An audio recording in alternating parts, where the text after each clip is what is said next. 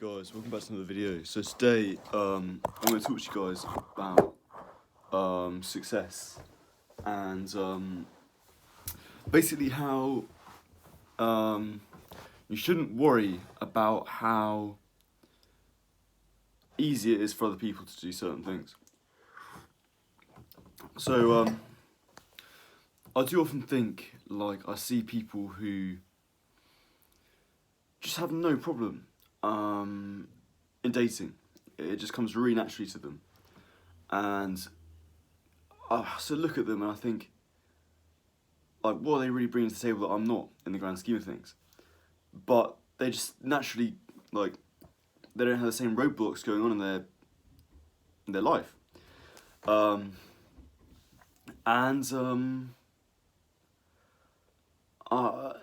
wouldn't say I'm bitter. It's not that I'm bitter about it necessarily, but I often it makes me worry because I'm like, well, I'm fucked then. Like, if they're like, it doesn't make sense for me to be doing the positive habits that I'm doing at the moment. You know, like, I'm going to the gym, meditating, or, improving myself, all the other things. It's like, this guy's not doing that, and yet he's still got all the results that he wants. It's like, what? How come I'm putting in all this effort, and yeah, I'm not getting the results? Like, what's, it's sort of unfair. It seems very unfair. And similarly with sleep, like, I know people that can just go to sleep, like, whenever the fuck they want, like, no routine whatsoever. Like my brother is a perfect example. He can just sleep wherever he wants. He can just switch off like a sort of machine. He just goes to sleep for however long he needs to, and just wakes up really refreshed. And it's just, meanwhile, I'm putting on all this effort with a sort of sleep routine, meditation.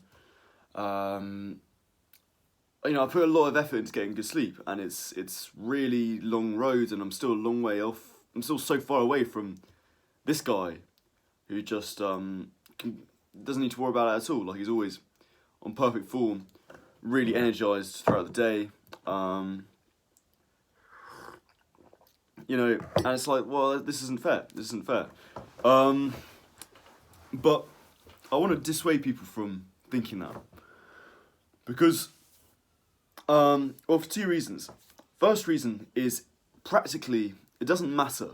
It doesn't matter if that person hasn't got where they were in this specific metric by doing the things that you're doing to get there. Because it doesn't change the fact that you still need to do these things to get there. If you're someone who has poor sleep, you have no choice. You still have to have a good routine and meditate and, just have a good routine, basically. Go to bed at the same time every night, and not look at screens before you go to bed. That's all you need to do, really. There's no other way to do it.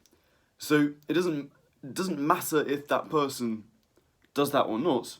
It has no bearing on how you get to run things, because you're not that person. And same with dating, these people who are really good at attracting women. They're not. It doesn't matter how they do it. It doesn't matter how they run things, because still the best way for you to get a good dating life, to be dating women that you want to date and pursue a relationship with, is to increase your own value and maybe a bit of your game. But you know what I'm getting at? Like, and you have to do the kind of quite boring things. Like, there's not, maybe he's not going to the gym, maybe he's not meditating, maybe he's not cold approaching. He just kind of walks into a room and girls just gravitate towards him, and great, But it doesn't matter. You don't get a choice as to whether that happens to you or not. So it's just not worth. It's a non-starter worrying about this. Secondly, one thing that's worth thinking is that like sort of following on from that, they didn't necessarily choose to be good at sleep or good at attracting girls or whatever it may be. They didn't choose to be that.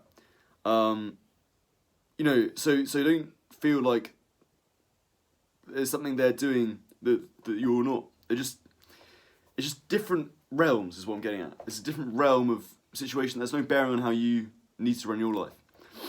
So, and the other thing to realise is you too have similar advantages. I guarantee you have similar advantages in life that, by the same metric as these guys, you don't deserve. So, look at my own life. I am incredibly creative, which is really good for this YouTube channel, and I've been able to make a fantastic amount of progress on it. It would be much harder for a lot of other people to do this YouTube channel because they don't have the creative idea. By being creative, I literally mean just like being able to think of videos to talk about. I'm relatively good at public speaking. I can hold a train of thought. I think very logically, and I really enjoy a life where I'm good at these things. But I didn't choose to be good at these things at all.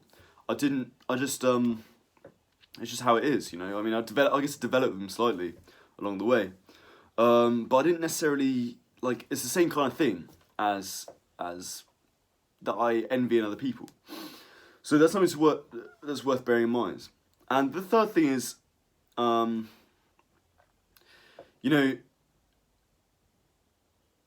you really want to be like that person anyway? Have those natural advantages anyway? Because one way or another, it's all going to catch up with us to some degree. So you meet a lot of sort of sports people who have a big social life, go out drinking a lot, and look fantastic. And you're like, wow, how like, some people can just tank alcohol really easily, so they can go out really late, don't get hungover, and then 3 hours sleep, go to a lecture on Monday morning, right? Some people are like that, and but it doesn't last. It doesn't last. That's the thing. If you don't stop, or you don't reduce your drinking massively in life, as you grow up, you're gonna have a horrendous body. It doesn't matter if you had that natural disposition to being able to drink better. Like it doesn't really last forever, and at the end of the day, maybe you get a bit more leeway than the average person, but the sort of forces of nature kick in eventually, and you're stuck with a situation where you're drunk too much and you damage your body. Now maybe if you didn't have that natural ability to tank it, to take lots of alcohol, maybe you would have maybe you'd be even worse off. But you're still, in the grand scheme of things, fast forward 5-10 years, it'll eventually catch up with you. And just to go back to the topic we'll do both of them, but the topic of pickup. People are good with girls.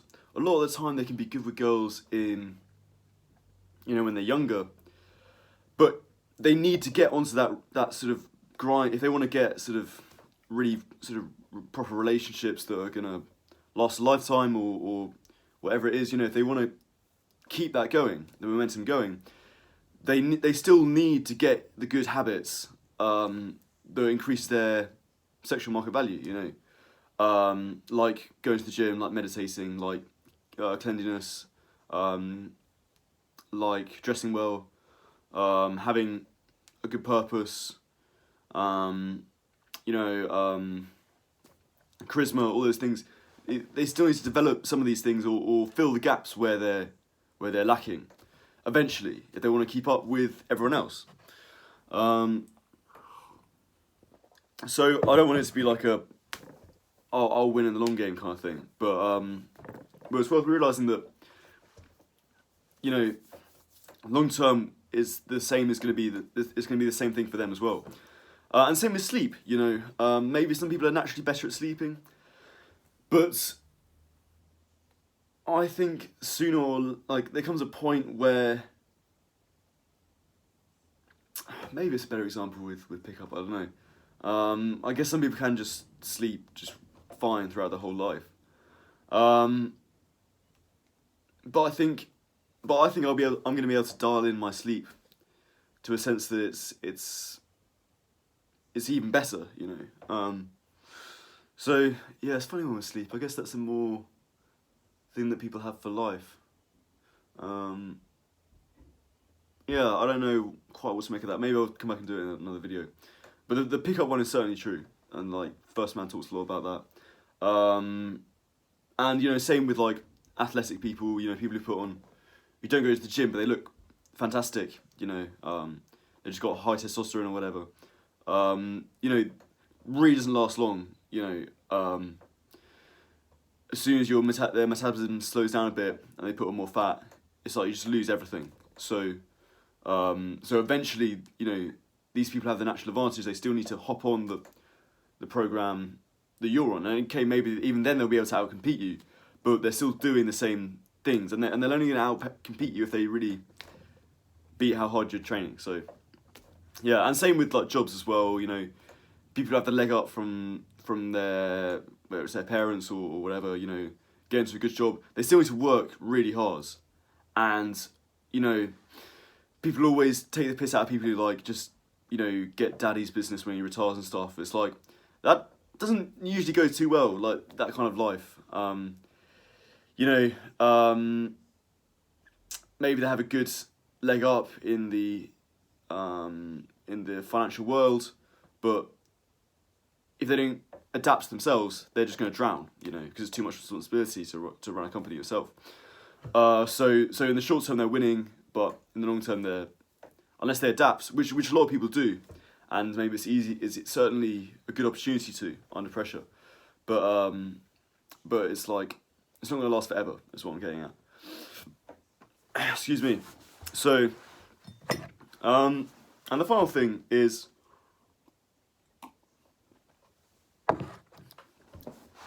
again, I'm not saying this to kind of come across as gloaty, but I think a lot of the time we only see people's good sides, you know. So to use the example of pickup, people who are really good with girls, usually it's because there's a bit deep, and I'm not saying this goes for everyone, but I think a lot of the time, like, a reason why people are so good at pickup is because they've had to learn that as a way of gaining sort of validation, because they came from a broken home. That's such a common story that I see all the time. Now, I'm not saying that's everyone, and like if you are good at talking to girls, like, you know, don't suddenly, and you've got a happy family life, like I'm not sort of saying, oh, there must be something wrong with your home life, but I hope you can understand what I'm illustrating here, that that it is quite there's generally like a sad story behind what makes someone so naturally gifted at something. And same with sleep, like a lot of friends that I have who can sleep fantastically well, they don't have the same kind of creative energy that I have. You know, part of the main reason I think why, in fact, probably the only reason why I struggle with sleep, in the grand scheme of things, is because my brain's so hyperactive, and I just struggle to turn it off when I go to sleep. Now, would I trade that in for my creativeness? Of course I wouldn't. You know, so it's kind of, it's like swings and roundabouts, you know. And yeah, the only real conclusion you can come to with any of this stuff is you just gotta attack your weaknesses in the same way that everyone else has to, and just ignore certain legs up that people have along the way. You know, just view it with compassion, because in the grand scheme of things, we're all somewhat in the same boat, and realise what you have that's an actual talent yourself, you know, because I think, you know, if you don't think you have a natural talent, you just haven't found it yet, you know. You haven't lived a life where it's been revealed to you. Maybe you need to get up and do more things, but I just think everyone has these natural abilities. But it doesn't mean you can't improve them, and you shouldn't put off if someone's just naturally got it and they're not employing the habits that you do. Excuse me. Alright, thanks very much for listening, guys. Been a bit longer than I thought it would be, but see you in the next one.